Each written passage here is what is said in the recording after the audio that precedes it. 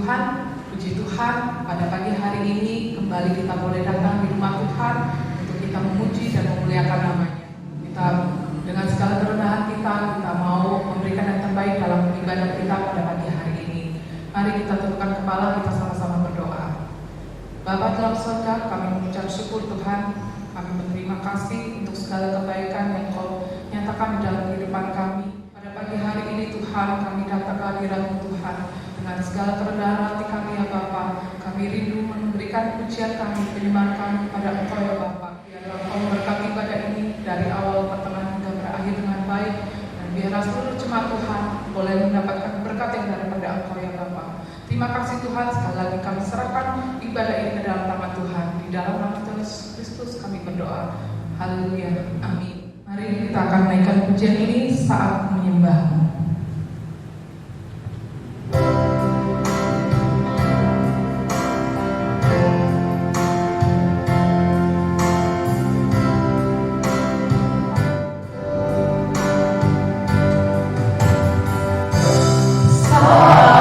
Roh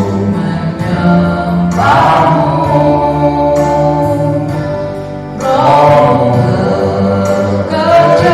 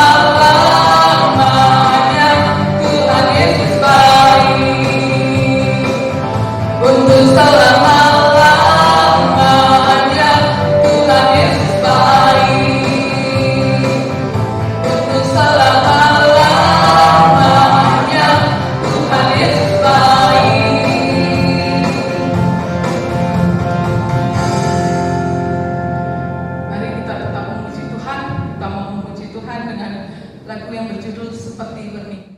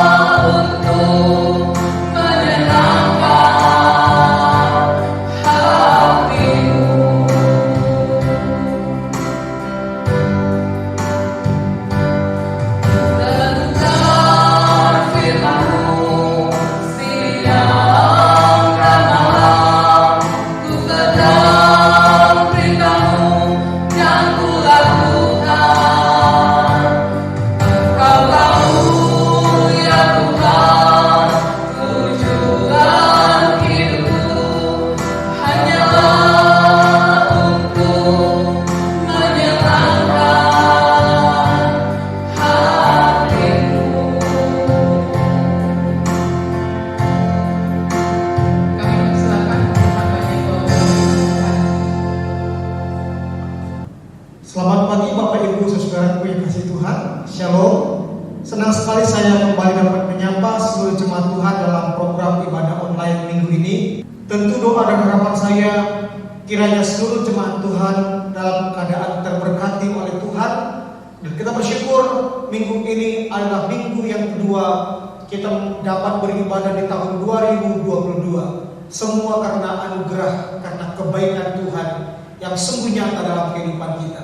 Bapak Ibu Saudara yang dikasihi Tuhan, sebelum kita mendengarkan firman Tuhan, saya mengajak kita semua berdoa. Kiranya Roh Kudus memimpin ibadah kita dalam pemberitaan firman juga, sehingga kita semua dapat menerima, merenungkan serta melakukan firman Tuhan, agar hidup kita senantiasa menyenangkan hati Tuhan. Mari kita berdoa. Bapa kami yang di surga, Tuhan yang kami sembah dalam nama Yesus Kristus, Tuhan dan Juru Selamat kami yang hidup. Pada pagi hari ini kami bersyukur kepada Tuhan karena kasih setia anugerah-Mu yang tidak pernah habis-habisnya dalam kehidupan kami. Kami ada sebagaimana ada hari ini Tuhan, semua karena anugerah-Mu. Terima kasih Tuhan, sepanjang malam kami sudah beristirahat, dan pagi ini kami datang di hadapan Tuhan, di hadirat Tuhan, memuji menyembah Tuhan dan mendengarkan pesan Tuhan lewat firman-Mu. Roh Kudus, terangilah hati kami, garap hati kami Tuhan, sehingga hati kami menjadi seperti tanah yang subur, sehingga ketika firman Tuhan, benih firman Tuhan ditabur, dapat kami terima, dapat bertumbuh, berbuah, bahkan berbuah lebat bagi kemuliaan Tuhan. Terima kasih Bapak Surgawi, hamba-Mu urapi Tuhan, sehingga apa yang hamba sampaikan berasal dari isi hati Tuhan, dan kami semua sama-sama diberkati lewat kebenaran firman Tuhan. Di saat firman Tuhan dibagikan, yang sakit disembuhkan, yang lemah dikuatkan, yang susah dihibur, bahkan kami yang sedang di dalam keterpurukan dapat bangkit bersama dengan anugerah Tuhan. Terima kasih Bapa Surgawi, dalam nama Yesus Kristus kami berdoa dan mengucap syukur. Amin. Bapak Ibu Saudara yang dikasihi Tuhan, di dalam kehidupan kita sebagai anak-anak Tuhan, ada banyak hal yang membuat hubungan antara satu dengan yang lain menjadi rusak. Hubungan suami istri menjadi rusak, hubungan orang tua dengan anak menjadi rusak, hubungan antara mitra bisnis menjadi rusak, hubungan antara sahabat satu dengan yang lain menjadi rusak, dan semuanya itu bisa terjadi karena ada satu yang tidak dilakukan oleh manusia, yaitu mengampuni. Itu sebabnya pada pagi hari ini kita akan membahas tentang pengampunan. Mari bersama-sama kita membuka Alkitab kita dari Injil Matius pasal 18 ayat 21 sampai ayat yang ke-35. Injil Matius pasal 18 ayat 21 sampai ayat yang ke-35. Saya akan membacakan untuk kita. Perumpamaan tentang pengampunan. Kemudian datanglah Petrus dan berkata kepada Yesus, "Tuhan, sampai berapa kali aku harus mengampuni saudaraku jika ia berbuat dosa terhadap aku? Sampai 7 kali?" Yesus berkata kepadanya, "Bukan, aku berkata kepadamu, bukan sampai 7 kali, melainkan sampai 70 kali 7 kali. Sebab hak kerajaan surga seumpama seorang raja yang hendak mengadakan perhitungan dengan hamba-hambanya. Setelah ia mulai mengadakan perhitungan itu, dihadapkanlah kepadanya seorang yang berhutang 10.000 talenta. Tetapi karena orang itu tidak mampu melunaskan hutangnya, raja itu memerintahkan supaya ia dijual beserta anak istrinya dan segala miliknya untuk membayar hutangnya. Maka sujudlah hamba itu menyembah dia, katanya, 'Sabarlah dahulu, segala hutangku akan kulunaskan.' Lalu tergeraklah hati raja itu oleh belas kasihan akan hamba itu, sehingga ia membebaskannya dan menghapuskan hutangnya. Tetapi ketika hamba itu keluar, ia bertemu dengan seorang hamba lain yang berhutang 100 dinar kepadanya. Ia menangkap dan mencekik kawannya itu, katanya, 'Bayar hutangmu.' Maka sujudlah kawannya itu dan memohon kepadanya, 'Sabarlah dahulu, hutangku itu akan kulunaskan.' Tetapi ia menolak dan menyerahkan kawannya itu ke dalam penjara sampai dilunaskannya hutangnya. Melihat hal itu, kawan-kawan yang lain sangat sedih, lalu menyampaikan segala yang terjadi kepada tuan mereka. Raja itu menyuruh memanggil orang itu dan berkata kepadanya, Hai hamba yang jahat, seluruh hutangmu telah kuhapuskan karena engkau memohonnya kepadaku. Bukankah engkau pun harus mengasihani kawanmu seperti aku telah mengasihani engkau? Maka marahlah tuannya itu dan menyerahkannya kepada algojo sampai ia melunaskan seluruh hutangnya. Maka Bapakku yang di surga akan berbuat demikian juga terhadap kamu, apabila kamu masing-masing tidak mengampuni saudaramu dengan segenap hati. Bapak Ibu saudaraku yang dikasihi Tuhan, tema atau judul khotbah kita pada pagi hari ini adalah prinsip mengampuni. Bapak Ibu saudaraku yang dikasihi Tuhan, Matius pasal 18 ayat 21 sampai 35 merupakan perihal ajaran Tuhan Yesus tentang sikap orang percaya dalam memberikan pengampunan kepada saudaranya yang melakukan kesalahan atau pelanggaran. Dalam percakapannya dengan Petrus, Tuhan Yesus memberikan perumpamaan dari seorang raja kepada hambanya, di mana hambanya itu mempunyai hutang yang sangat besar atau sangat banyak. Bapak Ibu saudaraku yang dikasihi Tuhan, setiap orang pasti pernah melakukan kesalahan kepada kita. Bahkan mungkin kita juga pernah melakukan kesalahan kepada orang lain, baik sengaja maupun tidak sengaja. Mungkin kesalahan juga pernah dilakukan oleh teman kita, bahkan orang-orang terdekat kita, seperti suami menyakiti hati istri, seperti istri menyakiti hati suami, anak menyakiti orang tua menyakiti anak, dan lain sebagainya. Sebagai makhluk sosial, tentu hal itu tidak dapat kita hindarkan. Namun sebagai anak-anak Tuhan, kita harus memiliki respon yang benar sesuai dengan firman Tuhan, yaitu memberikan pengampunan seperti yang Yesus ajarkan dalam firman-Nya. Dalam percakapannya dengan Petrus, Tuhan Yesus memberikan beberapa prinsip atau hal-hal yang harus dilakukan tentang pengampunan kepada orang lain. Bapak Ibu saudara yang kasih Tuhan, dari Matius pasal 18 ayat 21 sampai ayat yang ke-35 ini, saya menemukan ada beberapa prinsip dalam mengampuni. Yang pertama, kita melihat dalam ayat 21 sampai 22, firman Tuhan berkata, kemudian datanglah Petrus dan berkata kepada Yesus, Tuhan, sampai berapa kali aku harus mengampuni saudaraku jika ia berbuat dosa terhadap aku? Sampai 7 kali? Yesus berkata kepadanya, bukan, aku berkata kepadamu, bukan sampai 7 kali, melainkan sampai 70 kali 7 kali. Bapak Ibu saudara kasih Tuhan, prinsip yang pertama di dalam perihal pengampunan adalah mengampuni harus terus menerus. Ini prinsip yang pertama. Mengampuni harus dilakukan terus menerus. Petrus berkata kepada Yesus, Tuhan, berapa kali aku harus mengampuni saudaraku yang bersalah kepadaku? Sampai 7 kali kah? Kemudian Tuhan Yesus menjawab, bukan 7 kali, melainkan 70 kali 7 kali. Apa yang disampaikan oleh Petrus sesuai dengan ajaran para nabi. Tapi Tuhan Yesus mengangkat masalah ini melampaui perhitungan praktis manusia dengan menyebut mengampuni harus 70 kali 7 kali. Artinya Tuhan Yesus mengajar murid-muridnya agar mengampuni tidak berpatokan kepada hitungan manusia, tetapi berpedoman kepada hitungan Tuhan, yaitu sesering mungkin harus mengampuni, terus menerus harus mengampuni tanpa batas. Kolose pasal 3 ayat 13 firman Tuhan berkata, sabarlah kamu seorang terhadap yang lain, dan ampunilah seorang akan yang lain, apabila yang seorang menaruh dendam terhadap yang lain, sama seperti Tuhan telah mengampuni kamu, kamu perbuatlah juga demikian. Bapak Ibu saudaraku yang dikasihi Tuhan, ternyata agar kita dapat mengampuni orang lain secara terus menerus, maka kita harus memiliki hati sikap yang sabar terhadap orang lain, mengampuni seorang akan yang lain seperti Tuhan mengampuni kita. Banyak orang berkata, kalau kamu menyakiti aku sekali, aku ampuni.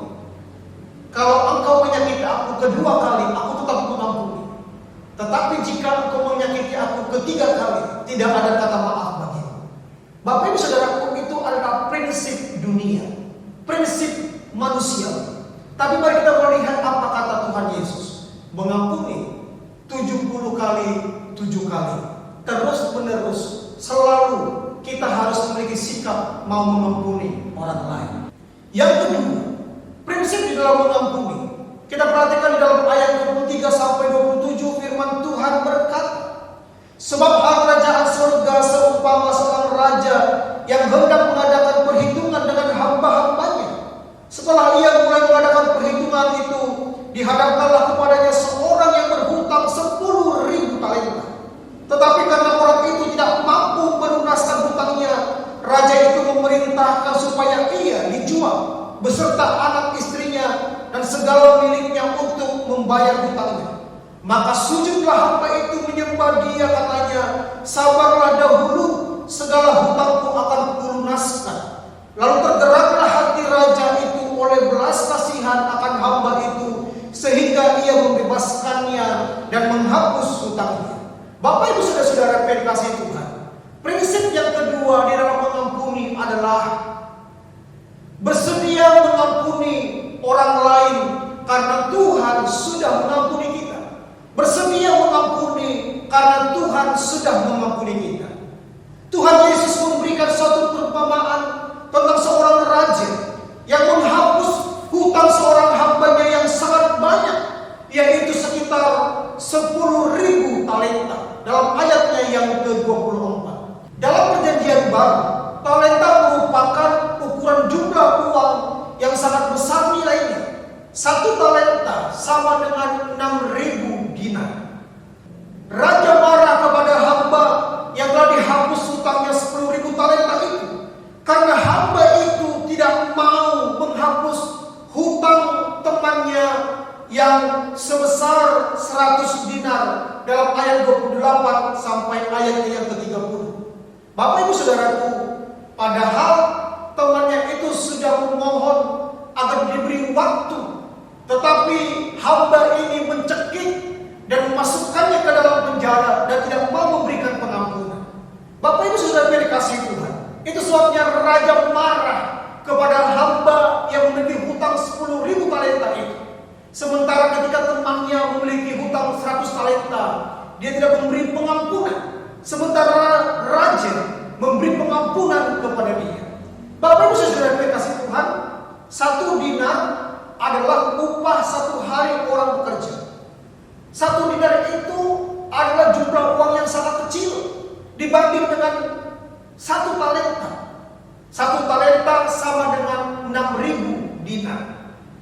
Dalam perumpamaan ini, Tuhan Yesus mengajar para murid-muridnya bahwa Tuhan Yesus yang adalah Raja telah mengampuni dosa-dosa mereka yang begitu besar, telah mengampuni dosa-dosa mereka yang begitu banyak. Itu sebabnya Yesus juga meminta supaya mereka juga mengampuni kesalahan orang lain, mengampuni kesalahan saudara-saudara mereka yang tidak sebanding dengan dosa mereka yang telah diampuni oleh Tuhan Yesus. Yesaya 1 ayat 18 firman Tuhan berkata, marilah, baiklah kita berperkara, firman Tuhan. Sekalipun dosamu merah seperti kirmisi, akan menjadi putih seperti salju. Sekalipun berwarna merah seperti kain kesumba, akan menjadi putih seperti bulu domba. Lukas pasal 11 ayat 4. Dan ampunilah kami akan dosa kami, sebab kami pun mengampuni setiap orang yang bersalah kepada kami. Ini merupakan doa Bapa kami yang diajarkan oleh Tuhan Yesus. Bapak Ibu Saudara yang dikasihi Tuhan, Tuhan Yesus telah mengampuni segala dosa kita. Tuhan Yesus sudah mengampuni segala pelanggaran kita. Ia telah mengorbankan hidupnya mati di kayu salib untuk menebus kita. Sebagaimana Tuhan Yesus telah mengampuni dosa kita yang begitu besar, marilah kita juga mau mengampuni kesalahan-kesalahan orang lain. Mungkin kesalahan orang lain tidak sebesar dosa kita. Mungkin kesalahan keluarga, kesalahan suami, kesalahan istri, kesalahan anak, kesalahan kesalahan orang tua, kesalahan mitra bisnis mungkin tidak sebesar dosa-dosa kita. Itu sebabnya Bapak Ibu Saudaraku, sebagaimana Tuhan telah mengampuni segala dosa-dosa kita yang begitu besar itu, mari kita belajar untuk mengampuni kesalahan-kesalahan orang lain. Nah, yang ketiga, prinsip yang terakhir di dalam mengampuni, mari kita perhatikan di dalam ayat yang ke-35. Firman Tuhan berkata, Bapakku yang di surga akan berbuat demikian juga terhadap kamu, apabila kamu masing-masing tidak mengampuni saudaramu dengan segenap hati. Bapak Ibu Saudara yang dikasihi Tuhan, prinsip di dalam mengampuni yang pertama adalah mengampuni harus terus-menerus, selalu tanpa batas. Kemudian prinsip yang kedua, bersedia mengampuni orang lain karena Tuhan juga sudah mengampuni dosa kita yang besar. Dan yang ketiga, prinsip di dalam mengampuni adalah mengampuni harus dengan segenap hati kita. Oleh karena belas kasih-Nya, Tuhan Yesus telah mengampuni orang yang berdosa. Tuhan Yesus juga berharap agar murid-murid-Nya mau mengampuni kesalahan saudara-saudaranya dengan segenap hati mereka. Kata dengan segenap hati dapat juga diterjemahkan dengan segenap pikiran, dengan segenap tindakan kita. Jika kita tidak mau mengampuni saudara-saudara kita, maka Alkitab berkata dalam ayat yang ke-34, maka akan diserahkan kepada algojo. Algojo di sini bukan seperti yang kita bayangkan, seorang pria tegap besar dengan pentung atau pedang siap menghukum membunuh kita, bukan. Tetapi jika kita perhatikan di dalam teks aslinya, kata algojo dalam bahasa Yunani adalah basa nistai, dari kata kerja basaniko, yang dipergunakan untuk melukiskan penyakit dan juga menggambarkan situasi yang tidak enak, sesuai dengan Matius pasal 14 ayat 24. Bapak Ibu Saudara yang dikasihi Tuhan, suatu kali saya diundang oleh teman saya untuk mendoakan mamanya yang sedang sakit. Mamanya sudah lama sakit. Mereka pergi dari rumah sakit ke rumah sakit yang lain. Mereka konsultasi dengan dokter satu, dengan dokter yang lain. Mereka check up dan lain sebagainya. Tetapi tidak ditemukan sakit atau sakit jenis apa yang dialami oleh ibu ini. Tetapi yang jelas dia sakit. Dia terbaring di tempat tidur dan tidak bisa berbuat apa-apa. Suatu kali Bapak Ibu Saudaraku, saya diundang oleh anaknya yang adalah teman saya untuk mendoakan mamanya. Lalu ketika saya datang ke sana, lalu saya melihat ibu ini sedang berbaring di tempat tidurnya. Lalu saya mengajak ibu ini untuk berdoa. Lalu kita bernyanyi dan berdoa. Bapak Ibu Saudaraku, yang aneh adalah ketika saya berdoa, saya mendapatkan suatu perintah dari Tuhan untuk menanyakan sesuatu kepada ibu itu. Akhirnya setelah selesai berdoa, kemudian saya bertanya kepada ibu ini, "Ibu, adakah ibu punya masalah dengan anak?" Lalu Bapak Ibu Saudaraku, ibu ini menangis dan ternyata ibu ini punya akar pahit, dendam, marah dan benci kepada anak laki-lakinya. Dan sebaliknya, anak laki-lakinya juga demikian, marah, benci, dendam, sakit hati, akar pahit kepada ibunya. Akhirnya Bapak Ibu Saudaraku, saya mengajak mereka untuk rekonsiliasi, saling memaafkan, mengampuni dan sebagainya. Dan ketika saya mendoakan mereka, mereka mau mengampuni, saling memaafkan dan lain sebagainya. Beberapa minggu kemudian saya bertanya kepada teman saya ini kondisi dari mamanya yang sakit tersebut. Puji Tuhan, anugerah Tuhan yang luar biasa. Dan teman saya memberitahu kepada saya bahwa mamanya sudah sembuh. Kenapa? Karena mamanya sudah mengalami rekonsiliasi, mengampuni, memaafkan anaknya, dan juga anaknya juga mengampuni dan memaafkan orang tuanya. Bapak Ibu Saudara yang dikasihi Tuhan, prinsip dalam mengampuni adalah kita harus mengampuni orang lain dengan segenap hati kita. Tidak boleh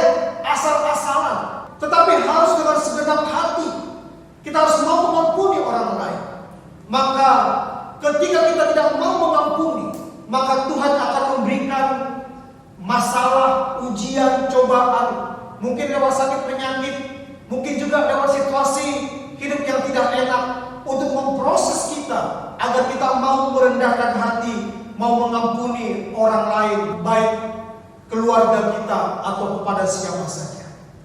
Bapak Ibu Saudara yang dikasihi Tuhan, dari Matius pasal 18 ayat 21 sampai 35 ini, Tuhan Yesus mengajarkan kita agar kita saling mengampuni satu dengan yang lain.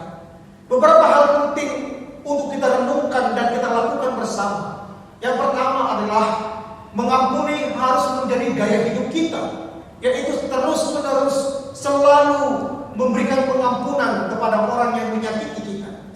Yang kedua, sebagaimana Tuhan Yesus telah mengampuni dosa-dosa kita, kita juga harus mengampuni kesalahan-kesalahan orang lain atau kesalahan saudara-saudara kita, karena kita pun sudah mendapatkan pengampunan dari Tuhan.